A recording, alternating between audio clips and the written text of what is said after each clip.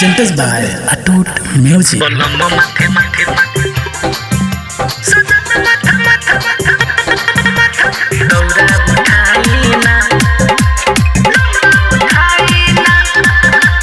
घाटी चली गईल कहे रउआ बानी पिछुआईल देखे बेरा कहाँ गईल अभी कामे में बानी अझुराईल हाल पियरी पेन्ही रउआ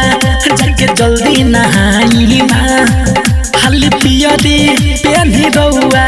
जाके जल्दी नहाई ना बोलम माथे दौरा उठाई ना सजन माथे दौरा उठाई ना बोलम माथे दौरा उठाई ना सजन माथे दौरा उठाई ना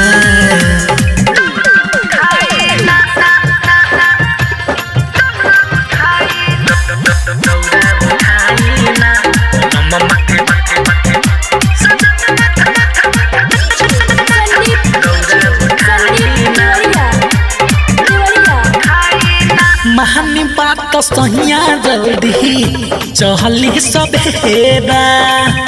देखी न भइला जाता अरघ के बेरा महानी बात सहिया जल्दी चहली सबेरा देखी न भइला जाता अरघ के बेरा पूजा के सब चीजवा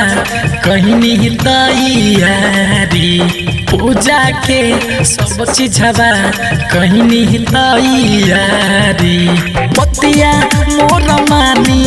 अब हमके सताई ना बतिया मोर मानी अब हमके सताई ना बोलम माथे दौरा उठाई ना सजन माथे दौरा उठाई ना बोलम माथे दौरा उठाई ना सजन माथे दौरा उठाई ना Riddhi digital recording studio presented by Atut Music.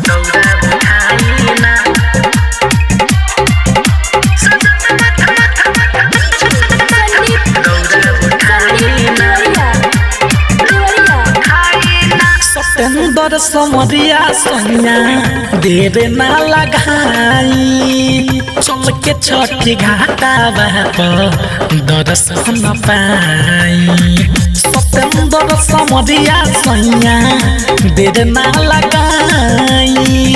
चल के छठी घाटा बाप दर्शन पाई राजकुमार रसीला देखी बनल बापू जारी बीके धर्म राज और जनार्दन बार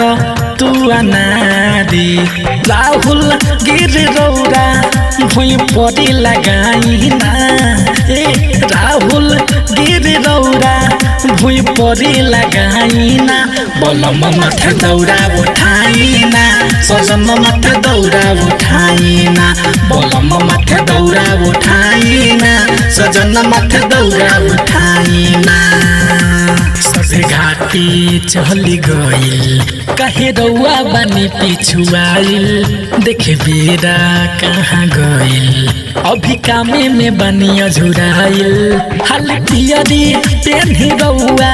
जाके जल्दी नहाई ना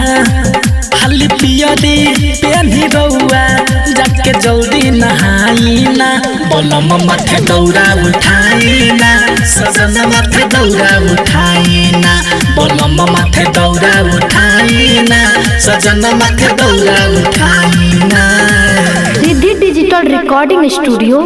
मैनाटा।